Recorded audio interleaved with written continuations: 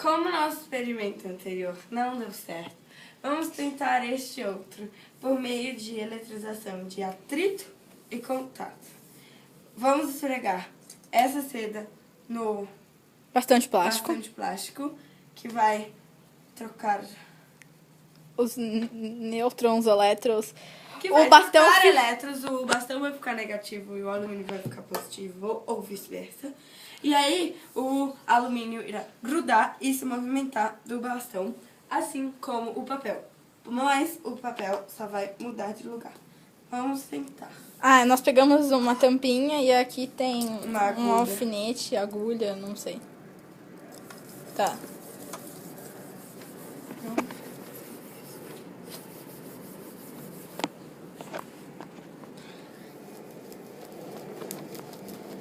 Tá bom, olha.